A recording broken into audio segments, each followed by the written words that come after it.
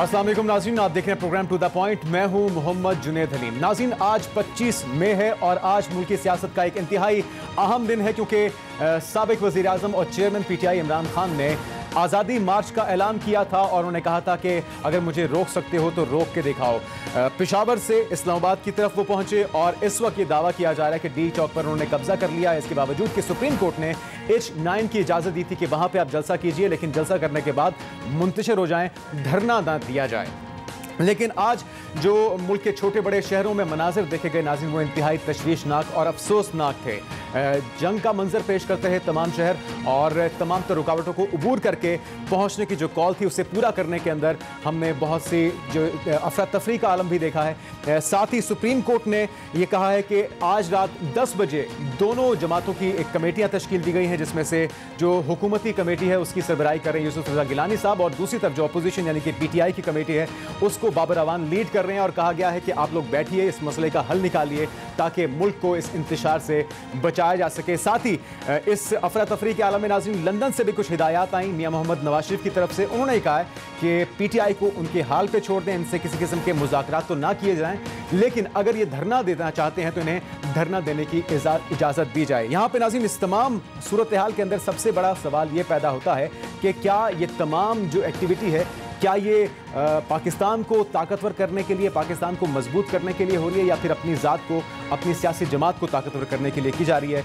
इसी मौजू पर आज हम बात करेंगे प्रोग्राम में। हमने जिन मेहमानों को दावत दी है उसमें शौकत बसरा साहब हैं, तहरीक इंसाफ के रहनुमा, अली गौहर बलोच साहब मुस्लिम लीग नून की नुमाइंदगी करेंगे, और हैदर जमान कुरैशी साहब पीपल्स पार्टी के रहनुमा हमारे साथ मौजूद होंगे। आप सब मेहमानों को वेलकम कहते हैं। और सबसे पहला सवाल अली गौहर साहब आपसे है कि रियासत का काम माँ का किरदार अदा करना होता है, सबको साथ लेकर चलना होता है, और आप तो ये दावा कर रहे थे कि ये किसी भी सियासी जमात का आईनी हक है, अगर वो मार्च करना चाहते हैं, जल्द से जुलूस करना चाहते हैं, तो फिर ये इतनी अफरा तफरी क्यों है, इतना खौफ क्यों आखिर दिखाई दे रहा है, और क्यों रास्ते रोके जा रहे हैं, गाड़ियों की तोड़ फोड़ हो रही है, गिरफ्तारियाँ हो रही हैं? वही देखें जिस तरह से कि सुबह से सूरत हाल चल रही है, और आपने देखा है, और हमारा तो डे 1 से यही मौक़िफ़ है कि ये फाशिस्ट लोगों का एक जत्था और टोला है, जो कि आपको पता है कि 2018 के इलेक्शन में ये RTS सिस्टम के जरिए जो है वो मुल्क का मैंडेट चुरा कर पाकिस्तान के इक़्तिदार पर काबिज हुए। और जब इनको इक़्तिदार से इस गैर आइनी हुकूमत को एक आइनी तरीके के साथ हटाया गया, तो अब ये फिर मुल्क में आग लगाना चाहते हैं, मुल्क में इंतशार फैलाना चाहते हैं, मुल्क को जलाना चाहते हैं। और ये तो इन्होंने जब मार्च शुरू किया उससे पहले ही इन्होंने बयानात देने शुरू कर दिए कि भाई ये मतलब है कि जो खूनी मार्च होगा, और आज उसकी आपने वादे चीज़ें भी देख ली, इन्होंने जगह जगह पर आग लगा दी है, और आपको पता है कि मार धाड़ कर रहे हैं। और आपने ये भी देखा कि कराची में किस तरह से पुलिस वैन को आग लगा दी, इस्लामाबाद में आपने देखा कि उधर भी इन्होंने आग लगा दी है। तो और ये किसी कानून और आइन पर यकीन नहीं रखते, और ये अपने अलावा सबको यही कहते हैं कि किसी को गद्दार बोलते हैं कि, और जो इनके साथ खड़ा हो जाए चाहे वो मुद्दी क्यों ना हो तो वो मुहिब्बे वतन है, बाकी पूरा पाकिस्तान और सारे सियासतदान और सारा मीडिया गद्दार है। और सबसे अफसोसनाक खबर ये कि इन्होंने कुछ मीडिया के मतलब मीडिया हाउसेज पर भी आज हमला किया है, और कुछ मीडिया के लोगों को भी जख्मी किया। और फिर साथ ही साथ कल आपने देखा कि किस तरह से एक नौजवान कांस्टेबल के सीने में जो है गोलियां पैवस्त करके उनको शहीद कर दिया। बेशुमार असला जो है वो पकड़ा गया इन लोगों से। और अली गौहर साहब, बहुत कुछ ऐसा हुआ जो नहीं होना चाहिए था, लेकिन अभी जो अहकामात हैं सुप्रीम कोर्ट के, अदालत के, क्या एक टेबल पे बैठने जा रहे हैं, कोई ऑफर करने जा रहे हैं आप? और जो 2 मुतालबात हैं इसमें से कोई उम्मीद रखी जाए कि वो पूरे हो सकते हैं, असम्बलियां तहलील करना और फौरी इंतखाबात? देखिए, कतई तौर पर नहीं, ना असम्बलियां तहलील होंगी और ना फौरी तौर पर इंतखाबात होंगे। ये हुकूमत जो है वो अपना वक्त पूरा करेगी, और इस फसादी जत्थे और इनकी शैतानी कार्रवाइयों से हम कतई तौर पर ब्लैकमेल नहीं होंगे, बल्कि कानून के हाथ से इनके साथ सख्ती के साथ निपटेंगे और इनकी शैतानी कोई रास्ता नहीं अपनाया जाएगा। देखें, गुजारिश ये है कि सुप्रीम कोर्ट ने एक फैसला आज दिया है, और अभी तो वो फैसला आया ही है। तो आपने देखा कि ये डी चौक तक चंद एक लोग इनके शरपसंद जो कि छुपे हुए थे, अपनी बिलों के अंदर चूहों की तरह छुपे हुए थे, वो 10-12 लोग निकल के उधर तक पहुंच गए हैं। और बाकी इस्लामाबाद में तो मकसद ये है कि ये कानून की धज्जियां उड़ा रहे हैं, अब फैसला सुप्रीम कोर्ट ने करना है। हाँ, अगर ये पुरअमन जलसा करना चाहेंगे तो सुप्रीम को, हम तो समझते हैं कि ये पुरअमन लोग नहीं है, ये तशद्दुद पसंद लोग हैं, ये मुल्क में आग लगाना चाहते हैं, मुल्क में इंतजार फैलाना चाहते हैं। लेकिन सुप्रीम कोर्ट के फैसले का एहतराम किया जाएगा, लेकिन इस चीज का तयन और गारंटी सुप्रीम कोर्ट ने इनसे लेनी है कि ये अपनी हरकतों से यकीन दहानी चाहते हैं आप। ठीक है, लेकिन अगर ये पुरअमन एहतजाज करते रहते, इन्होंने पहले भी जलसे किए हैं, उनमें कोई रुकावट नहीं आई, लेकिन हम इनके अज़ाइम को समझते हैं। ये मुल्क में शद्दत चाहते हैं, मुल्क में आग लगाना चाहते हैं, इस्लामाबाद को लॉकडाउन करना चाहते हैं, लेकिन उन चीजों के लिए अल्हम्दुलिल्लाह हमें कोई फिक्र नहीं। हम इन शैतानों को रोकेंगे और उस पर इंशाल्लाह काबू पाएंगे और पाकिस्तान को इनके शर से बचाएंगे इंशाल्लाह। बसरा साहब, ये पाकिस्तान तो 1947 में आज़ाद हो गया था, अभी आप किस आज़ादी की बात कर रहे हैं? किससे आज़ाद करवाना चाह रहे हैं पाकिस्तान को? और ये जो तरीक़ेकार है, जिस तरह से जलाओ घेराव की, मार दो, जलाओ घेराओ, इस तरह की बातें आपने पहले ही करके उसको मुतनाज़ बना दिया अपनी इस पूरी सियासी एक्टिविटी को, तो अब आप क्या चाहते हैं? मुज़ाकरात के लिए भी आप लोग आमादा नहीं हो रहे, तो फिर किस तरह से इस मसले का हल निकलेगा? जुनैद सलीम, सरफरोशी की तमन्ना अब हमारे दिल में है। देखना है कितना जोर बाजुए कातिल में है। सबसे पहले तो मेरी अल्लाह से दुआ है कि जो झूठ बोले अल्लाह ताला उस पर लानत भेजे और उसको गर्क कर दे। मेरा तल्लक आपको पता है सारे मीडिया को कि साउथ पंजाब के आखिरी डिस्ट्रिक्ट बहावल नगर अरनाबाद फोटाबाद से है। हम लोग वहां से छुपते छुपाते जिस तरह था हम मंजिल पे इस्लामाबाद पहुंचे हैं। मैं अभी आपको मीडिया सब कुछ दिखा रहा है, मैं आपको वो बताऊंगा। यहाँ तो बड़ी पकड़ सलीम, आप किस तरह से पहुंच गए हमारे स्टूडियो तक? जुनैद सलीम, हम लोगों ने देखिए, मैं फिर आपको बात कहूं, इरादे जिनके पुख्ता हों, नजर जिनकी खुदा पर हो, वो तलातमखेज मौजों से घबराया नहीं करते। मैं अकेला नहीं आया, जिला बहावल नगर से, साउथ पंजाब से बहुत सारे लोग कारों पे, बस आम पब्लिक ट्रांसपोर्ट पे, ट्रेनों पे वो लोग इस्लामाबाद पहुंचे। क्योंकि हमारा मकसद कोई गिरफ्तारियों से हम नहीं डरते थे, क्योंकि कॉल ये थी कि हमने इस्लामाबाद पहुंचना है। और अब आपको मैं आंखों देखा हाल बता रहा हूं, जो मीडिया नहीं दिखा रहा, जो मीडिया ने ब्लैकआउट किया है। G9 से हम लोग चले और यकीन मानिए हमारे साथ बुजुर्ग, औरतें, बच्चे, नौजवान, मैं खुद उस जुलूस का हिस्सा था। सैफुल्लाह न्याजी साहब, ओन बप्पी साहब उस जुलूस की क़यादत कर रहे थे। इन्होंने इतनी शेलिंग की और मुझे नहीं पता कि वो एक्सपायर इनकी गैस, आंसू गैस थी, क्या वजह थी। वल्लाह बिल्लाह, अल्लाह को हाजिर नाजिर जान के कहता हूं, बहुत सारे लोग बेहोश हुए और उसके बाद उन्होंने पुलिस वालों, इसके बावजूद क्योंकि जोश था, जुनून था, लोग आगे बढ़ रहे थे। लेकिन बसरा साहब, उन्होंने बाकायदा लाठीचार्ज, इस चीज पे एतराज किया जा रहा है कि जी आप लोग अब फेस सेविंग चाह रहे हैं क्योंकि आपकी मतलूबा तादाद सड़कों पे जुनैद सलीम सुन ले, तो वो मैं बता देता हूं आपको, क्यों नहीं निकाल सके आप?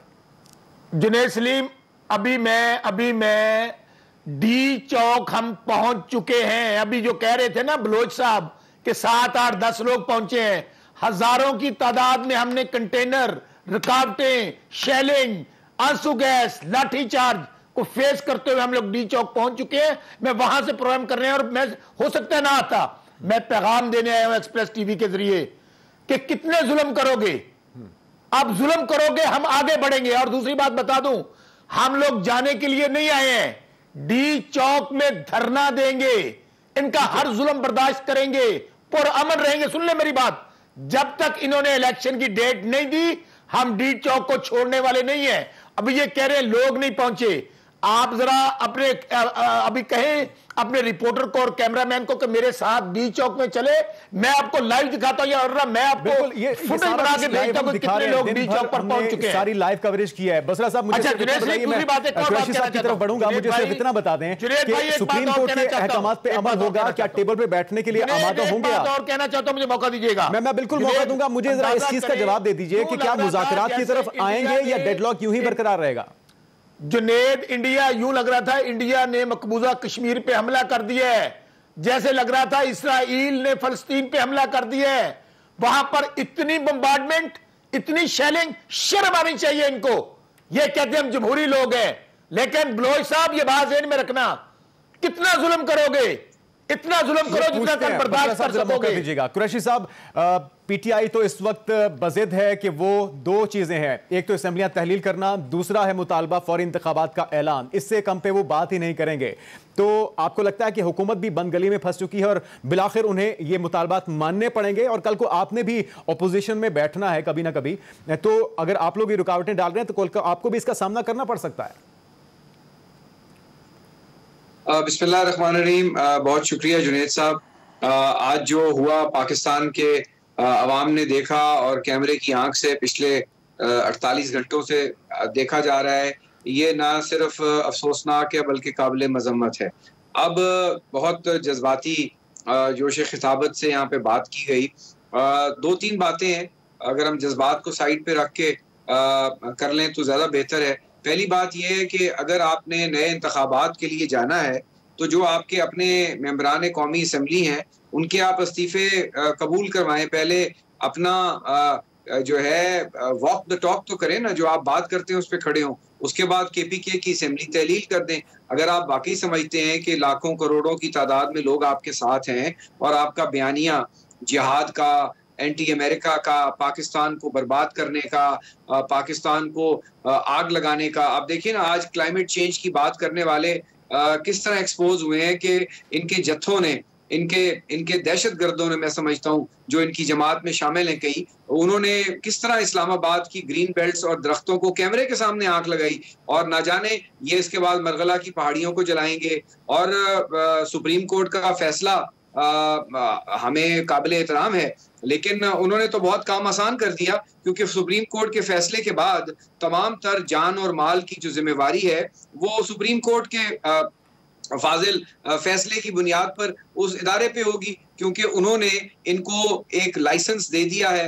अब खुद ये इनकी लीडरशिप ये कहती है कि हमने तो सिर्फ वहां पे आना है और अपना पुरअमन एहतजाज रिकॉर्ड करवाना है। ये इनके लीडर जो हेली जिनको हेली पे चढ़ना बहुत पसंद है, वो घर से भी, वजीर आजम हाउस भी हेली पे जाते थे, तो अपने बीवी बच्चों को तो नहीं लाए लेकिन लोगों की फैमिलीज को बरगला कर लाने की कोशिश की। उनसे कोई ये पूछे कि वो खुद जो है कहते रहे कि मैंने कोई धरना नहीं देना, आज उन्हीं की नुमाइंदगी कर रहे हैं, ये कह रहे हैं हमने धरना देना है। अल्लाह करे आप धरना दें, हमें बहुत खुशी होगी। आप 126 नहीं, आप 356 दिन का धरना दें।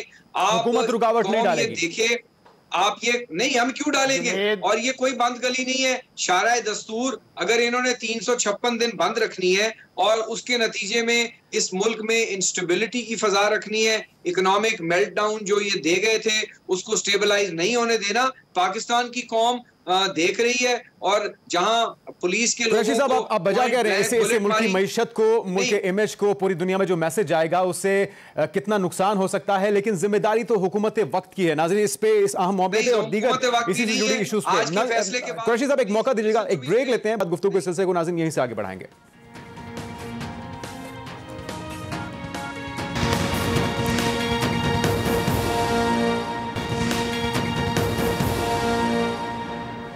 नाज़रीन, ब्रेक के बाद आपको कहेंगे खुश आमदीद। अली गौहर साहब, इस चीज़ का इदराक हुकूमत वक्त को है कि इस वक्त सबसे बड़ा जो चैलेंज है वो मुल्क की मईशत को संभाला देना है, जो चैलेंजेस है उनके ऊपर काबू पाना है। तो अगर आपका सारा फोकस इस लॉन्ग मार्च या इस एहतजाजी तहरीक को कवर करने या इसे हैंडल करने में लगा रहेगा तो फिर ये तो विन विन सिचुएशन है इमरान खान के लिए। यही तो वो चाहते हैं कि आप चैलेंजेस को पूरा ना कर सके और अगले इंतखाबात में आपको इसका खमियाजा भुगतना पड़े। तो ये बेहतर नहीं है कि मुज़ाकरात किए जाएँ, कोई रास्ता ऐसा अपनाया जाए जिससे आपका जो असल टारगेट है फोकस उस पर कर सकें आप? देखिए, पहली बात तो ये है कि आपने बिल्कुल ठीक बात की कि इमरान खान का टारगेट मुल्क में इंतशार फैलाना, मुल्क की मईशत को तबाह करना और मुल्क में आग लगाना है। ये बात तो आपकी बिल्कुल दुरुस्त है, और वो चाहते हैं कि कोई ना कोई इसी किस्म की एक्टिविटी जारी रखें कि जिससे मुल्क में आग लगे। और उसका वादे सबूत ये है कि जब अब ये आए हैं और इन्होंने प्रोटेस्ट की कॉल दी है, तो आपने देखा है कि ये अपनी औलाद को साथ लेकर नहीं आए, अपनी बीवी को साथ लेकर नहीं आए, हेलीकॉप्टर के जरिए ये स्वाबी गए हैं और उसके बाद अपने कंटेनर इस तरह तो फिर वो एतराज करते हैं जी, मियां नवाज शरीफ भी वहां पर हैं, उनके बच्चे भी वहां पर हैं, ये तो फिर बात कहीं और निकल जाती है। और लोगों की जो औलाद है, जो लोगों की औलाद है, वो कंटेनर पर से गिर के मार रही है। आपने देखा कि वो जो अटक का जो पुल है वहां पर 2 कारकुन वो भी किसी के लगते जिगर थे। इमरान अहमद नियाजी के जो बच्चे हैं वो तो सेफ 4 दीवारी में मौजूद हैं और वो जनाब उधर से गिर के मार रहे हैं। मकसद अली गौहर साहब हल बताइए, क्योंकि हल बिलाखिर आपको ही तलाश करना है, आप हुकूमत के अंदर हैं इस वक्त। जी बिल्कुल, देखिए बात यह है कि इन्होंने जब इनको मतलब है कि अदम एतमाद के जरिए उतारा गया तो इन्होंने कितने जलसे किए, इनको किसी ने रोका? जब भी इन्होंने पुरअमन प्रोटेस्ट किया इनको किसी रोका? लेकिन अगर ये वाकया साहिवाल को दोहराना चाहते हैं और जिस तरह से इन्होंने उधर मासूमों के सामने उनके माँ बाप को गोलियों से भून दिया था, तो हम इनको कानून शिकनी और पाकिस्तान में आग लगाने की हरगिज़ इजाजत नहीं दे सकते। अच्छा, जो मियां साहब ने हिदायत दी है कि जो इनको धरना देने दें, उस पर अमल करेंगे आप? जो सुप्रीम कोर्ट ने फैसला दिया, धरने का तो फैसला सुप्रीम कोर्ट ने ही नहीं किया, धरना देना तो पाकिस्तान। लेकिन मियां मोहम्मद नवाज शरीफ ने आज ये हिदायत तो दी है ना कि इनको धरना देने दें अगर ये देना चाहते हैं। नहीं, सुप्रीम कोर्ट ने धरने की इजाजत नहीं दी, सुप्रीम कोर्ट के फैसले के खिलाफ है। सुप्रीम कोर्ट ने सिर्फ ये फैसला दिया है, ये आए अपना जलसा करें और वापस चले जाएं, ये फैसला आया सुप्रीम कोर्ट से। और दूसरी बात ये है कि जिस जगह पर ये जो कहते हैं कि हजारों का मजमा, ये बावल नगर, ये झूठ बोल रहे हैं बसरा साहब। बसरा साहब चूहों की तरह 10 बंदों 15 दिन पहले से छुपे बैठे इस्लामाबाद में, और अब लेकिन आज देखे ना वो कप्तान के साथ यकजहती के लिए पहुंचे हैं इस्लामाबाद। बहावल नगर से तो एक इनकी पिन लोकेशन ले ले पिछले 15 दिन की कहां थे। बहावल नगर से तो एक चिंची रिक्शा तक नहीं आया और ये चूहों की तरह से उधर से निकल के। चलें अली गौहर साहब जरा मौका दीजिएगा। बसरा साहब, क्या सुप्रीम कोर्ट के अहकामात पे भी अमल नहीं होगा? आप लोग धरना देंगे जब तक आपके मुतालबात पूरे नहीं होते?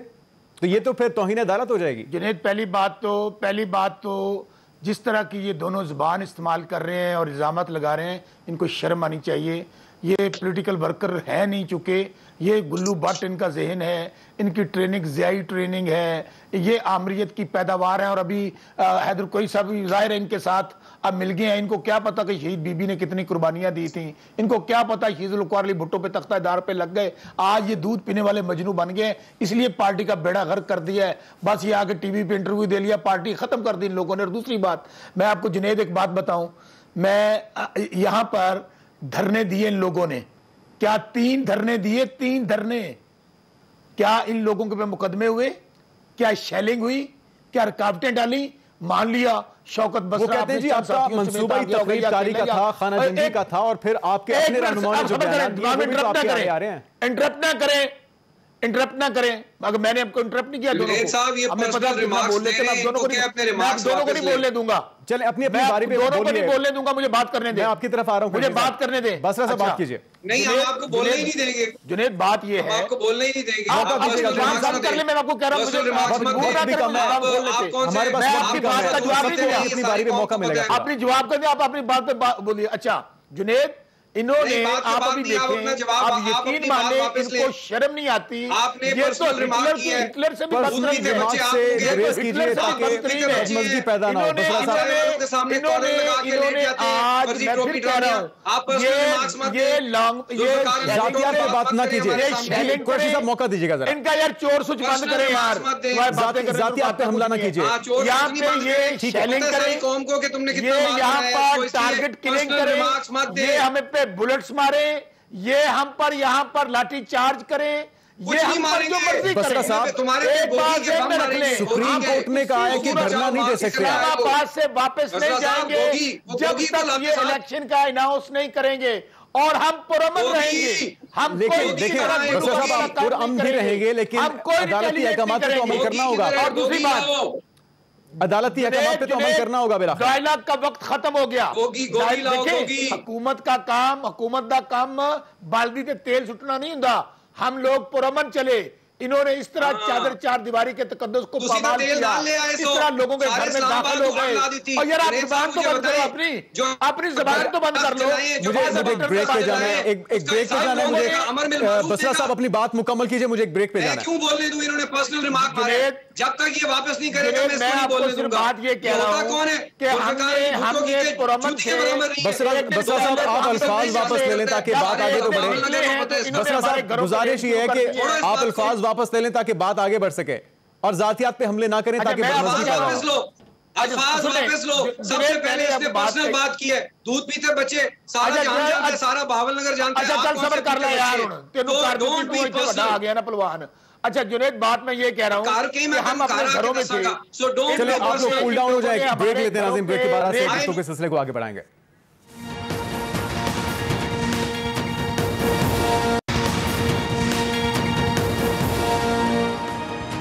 नाज़रीन वेलकम बैक। कुरैशी साहब, हुकूमती जो टीम है मुज़ाकराती उसको लीड कर रहे हैं गिलानी साहब, तो क्या 10 बजे हुकूमती टीम को कोशिश की जाएगी कि किसी तरीके से कायल किया जा सके ताकि ये जो एक बहुत ही मनफी मैसेज जा रहा है पूरी दुनिया को, इससे जल्द से जल्द काबू किया जा सके?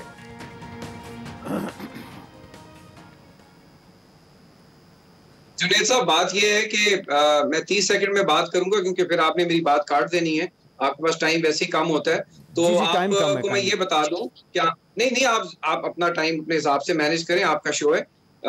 हम मुज़ाकरात करेंगे, सुप्रीम कोर्ट का फैसला है। सुप्रीम कोर्ट का फैसला फैजाबाद धरने केस में भी है, वो अभी तक रिवर्स नहीं हुआ। उसमें सिटिंग्स जो हैं वो आइन से जो है वो खिलाफ हैं। इन्होंने कभी आइन को माना नहीं, जब तक इनको प्रिजन वैन नहीं दिखाई, इन्होंने वोट ऑफ कॉन्फिडेंस का वोट नहीं करवाया, ना मरकज में ना सूबे में। ये आइन को क्या मानते हैं, तो रोज रोनते रहे उसको। तो उसके बाद हम मुज़ाकरात करेंगे। और आपने देख लिया है कि माजी में 2014 में इन्होंने पार्लियामेंट पे हमला किया, पीटीपी पे हमला किया, क्या नहीं किया।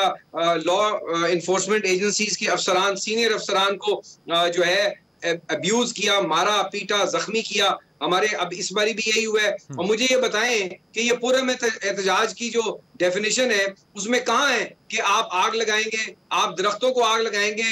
दरख्त जो है जिसकी मोहब्बत में इन्होंने बिलियन ट्री सुनामी में मैं मुज़ाकरात हम करेंगे, लेकिन हमें कोई जरूरत नहीं है इनसे, कोई इतनी मजबूरी नहीं है, लेकिन मुज़ाकरात करेंगे। उसमें दोनों चीजें नहीं होनी, ना इलेक्शन की डेट देनी है, ना पार्लियामान को तहलील करना है। सबसे पहले ये केपीके असेंबली तहलील करें और अपने जो मेंबरान हैं उनको पेश करें स्पीकर के सामने और इस्तीफे दें। वहां ये मिन्नतें तरले कर रहे हैं कि बिल्कुल हमने नहीं इस्तीफा अपना कबूल करवाना, और रोज पैरों में पड़े होते हैं और कौम को झूठ बोल रहे हैं। और आज कौम देख रही है, इनका किरदार देख रही है। इस्लामाबाद को जला दें, मरगला को जला दें, इसको श्रीनगर बना दें। ये चाहते हैं कि इस मुल्क में अफरा तफरी का निजाम हो। तो इनको ये मैं बता देना चाहता हूं कि उसके बाद सियासत नहीं होगी, उसके बाद यहाँ कुछ और होगा। तो ये यही चाहते हैं क्योंकि ये पैदावार है और ऐसी तर्ज सियासत की ये पैदावार है और ये जत्था है। इनसे असला बरामद हुआ। अली गौर साहब, अगर मुज़ाकरात के अंदर असेंबलियां तहलील नहीं होंगी और इंतखाबात की डेट नहीं होगी तो फिर क्या ऑफर करेंगे आप? जरा मौका दीजिएगा जी अली गौर साहब। बिल्कुल कुछ ऑफर नहीं करेंगे, कुछ भी ऑफर नहीं करेंगे। जी आपने क्या पूछा है? अली गौर साहब, अगर इलेक्शन की डेट अनाउंस नहीं की जाएगी तो फिर क्या ऑफर करेंगे मुज़ाकरात में आप? देखिए, पहली बात तो ये है कि इलेक्शन की डेट पर तो कोई मुज़ाकरात होंगे ही नहीं। बात ये हो रही है कि ये चाहते हैं कि अगर ये पुरअमन कोई जलसा करना चाहे तो उसके लिए हुकूमत की जिम्मेदारी है कि वो इनको पुरअमन माहौल दे। लेकिन अगर ये मुल्क में आई आग लगाने के लिए और वो एक्सपोज हो चुके हैं, बिलफर्ज अगर वो धरना दे देते हैं और अमल नहीं करते सुप्रीम कोर्ट के अहकामात पर, फिर क्या इमरान खान की गिरफ्तारी भी हो सकती है? मेरी गुजारिश सुने ना, मेरी बात मुकम्मल तो होने देना प्लीज। देखिए, बात यह है कि ये अभी आपके ही टीवी पर प्रोग्राम चल रहा है और नीचे टिकर चल रहा है कि ब्लू एरिया के मुतअद्दिद मकामात पर इन्होंने आग लगा दी है। तो जो मुल्क को आग लगाने वाले हैं उनके साथ हम मुज़ाकरात करें। फरूक हबीब साहब कह रहे हैं इन्होंने खुद लगाई आग। जो मुल्क में इंतशार फैलाना चाहते हैं, हाँ, अगर इन्होंने इस टॉपिक पर कोई बात हमसे करनी है, सबसे पहले तो ये केपीके में जो सरकारी मशीनरी और सारी सरकारी मराहत इंजॉय कर रहे हैं, पहले केपीके असेंबली को डिसॉल्व करें ना और उधर से इस्तीफे दें। फिर सिंध में जो इनकी नशिस्तें हैं उससे इस्तीफे दें। फिर सेनेट मुकम्मल कीजिएगा बात में लास्ट 30 सेकंड। तो फिर उसके बाद अगर ये बात करें कि ये इलेक्शन करवाना चाहते हैं तो फिर इनके साथ बात होगी। ये सारी जगहों पर तो इस्तीफे नहीं दे रहे, सिर्फ ठीक है। शौकत साहब वो कह रहे हैं कि आप खुद इस्तीफे नहीं दे रहे, लचक नहीं दिखा रहे, फिर मसला हल किस तरह से होगा, किस तरह से बात आगे बढ़ेगी? जुनैद भाई, जब तक ये असेंबली डिसॉल्व नहीं करेंगे, इलेक्शन की डेट वो कहते हैं आप बिस्मिल्लाह करें, हम इस्लामाबाद से नहीं जाएंगे। पहली बात। मेरी सुन ये जब KPK तक में ये देना असेंबली स्टीफन, डिसॉल्व नहीं करेंगे, नेशनल असेंबली करेंगे तो हम केपीपी डिसॉल्व कर देंगे। जब तक ये नेशनल असेंबली डिसॉल्व नहीं करेंगे, इलेक्शन की डेट नहीं देंगे, हम इस्लामाबाद से नहीं जाएंगे। नाज़रीन, हमारे पास वक्त खत्म हो गया। आप तमाम मेहमानों का बहुत शुक्रिया। इजाजत दीजिए, अल्लाह हाफिज।